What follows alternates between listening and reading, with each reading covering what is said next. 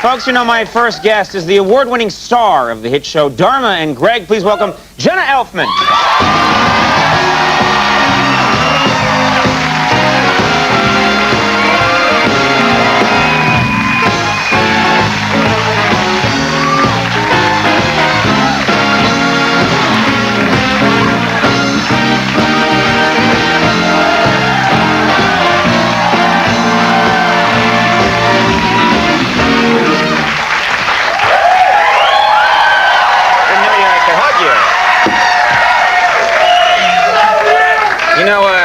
Sorry, we have wild wolves in the audience tonight. That's okay. I was wondering if I was going to get the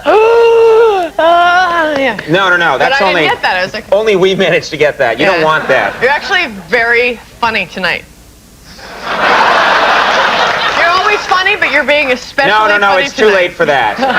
The way you said it was like, let's call Ripley's Believe It or Not. No, by your last reaction, I was wanting you to know that. It was Thank you very much. Well, so I didn't want to, you know, the hug, you know, I mean, you never know in these situations, when is it okay to hug or when are you taking liberties? Well, I was standing there with my arms like this. I thought you were asking God for help during the segment. No, I didn't want to be left hanging, so I made you come back. Yeah, nice for you. Yeah, it was. Thanks. You know, it's, I ran into you. I know. People don't know this. I never see celebrities. We usually don't see them on this show. And, but you're here. Late for that. I said usually. I'm true story. I was walking down the street. This is about 2 months ago with my friend Kevin Nealon. Yeah, a month. I think it was towards the end. Yeah. You don't remember exactly when you ran into me? Well, you said about 2 months ago, so I guess you're not too clear either.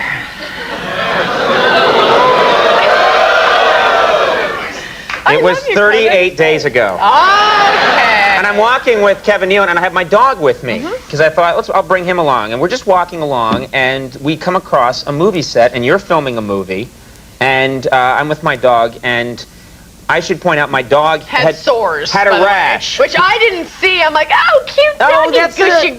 Yeah, I know it. And I thought my dog had this big sore on the side of his face. And like I had put like ointment stuff, and it was like this big sore, you know. And he's walking along happy, and I don't even really know you. And I said, oh there's Jenna Elfman, and you come over. You were very nice, and you said, hi, Conan. How are you? You said, oh, this is your dog, and you're beautifully dressed for a movie shoot. You bend down and you go, what a cute little dog. And then you went, what is this? And I went, oh, that's just pus from my dog's face. And you were very cool. I was just kind of like, oh, cool. Yeah. Like on the cement or something. And then I got yelled at because they heard me. I was so excited to see him, and they were the dog rolling. Or me? Well, you. Yes. Okay. And when I get excited, I talk loud, and I got the PA came out and said, shh. And I was totally humiliated in front of you. I felt like, oh my God, Conan. And then it's like the full principal's office, like.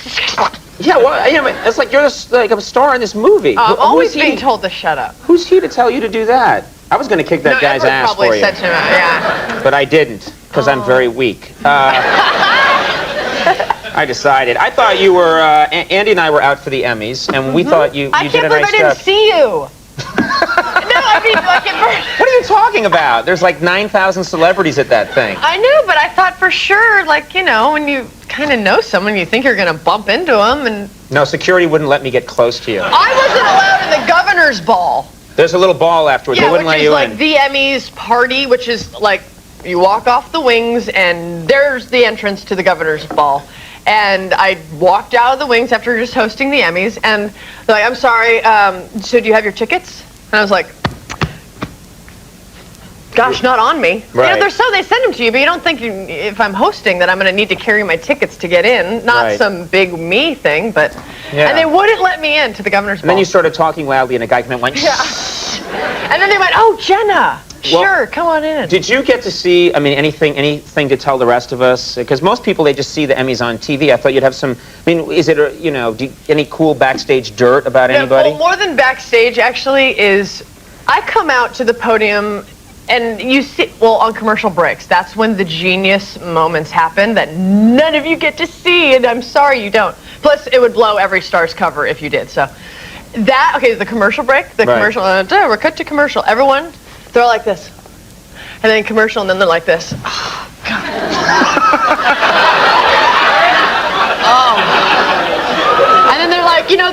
looks to the other actresses have. They're like, Yeah, everyone acts so happy, like yeah. when they and then don't, when they're they like, okay, lose. Yeah. we're back from commercial, and they're like,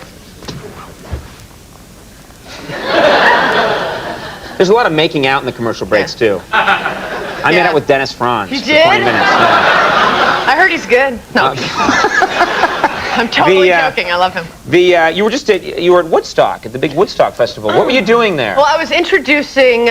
I wasn't quite sure. I was introducing Brien Setzer Orchestra, but I thought, oh, here I am to. They're next. Okay, I wasn't quite sure, so I hadn't really thought what I was going to say. And I'm standing there in front of 150,000 people. And I've always wondered what it would be like to have that many people screaming at you, like if you're a rock star. So I have a little bit of a rock star fantasy. So I made them scream for me. I asked them what? to. I didn't make them. What did you do? Scream. You said scream for me now? I said I have a rock star fantasy and I'll never have it because I'll never be a rock star. So will you scream for me? Because I want to know what that feels like to be up here from this vantage point. And I said on the count of 3, and I said 1, and they started counting with me.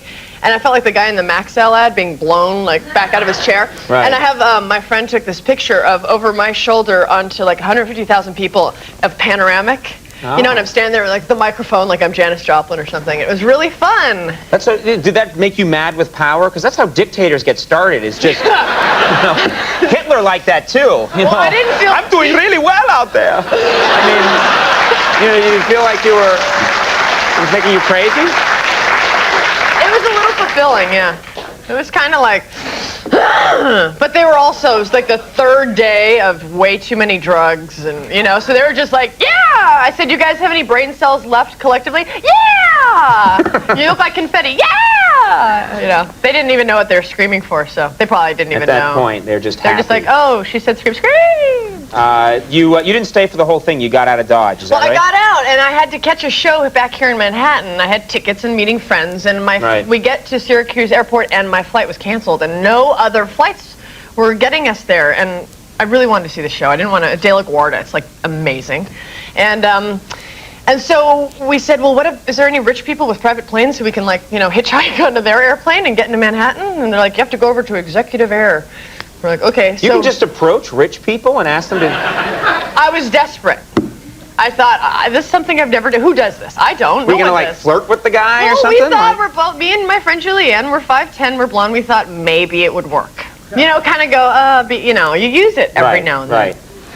And so I have a cab ride over to Executive Air that almost cost me my life because he was on drugs and driving halfway off the road. And then we ended up, there was no plane, but they said, well, you're in luck. Our charter pilots are here, and the plane just arrived. I was like, what do you mean, charter pilots? Like, what's that like? So was it one of those little tiny planes? Because I don't like those. No, it was a King Air jet. And it turned out they gave us like a totally huge discount and flew us. Me and Julianne, we had our own private plane back, and we landed at Teterboro. What's that like to be in like your own plane? Like, it was so amazing. Never done that. Well, no, we were taking pictures, and we scared them with the flash because they didn't hear us say flash. You don't want to be doing that, Jenna. Well, we said, hey, pilot. Woo! What's up? Well, we said, okay, flash, but they have the things on. They couldn't hear. They're trying to keep... He was like, oh, he did that. He turned around. We were like, what? He goes, oh, well, wait. And we said, oh, it's the flash. He was like, he goes, I thought there was lightning. We're in a plane. He was like quivering. We were like, sorry. I'm not flying with you. No, we were a little girl. We were being like all silly. It was really exciting because I don't do that. I don't live all big and stuff. So it felt like a fun moment. Your 2 stories were about talking to 150,000 people and flying a private jet. But you don't live all big. You touched my dog's pus. That's the important thing. And I didn't pull a fin. No, you were very cool about it. You've saved it, I hope, in your purse. Season premiere of Dharma and Greg is this Tuesday at 9 on ABC. It's always it's gonna be good. It's going to be great. It's always really fun talking to you. You too. Thanks for coming on the show. Jenna Elfman, everybody. Mark McKinney. And Kids in the Hall coming up. We'll take a break. We'll be right back.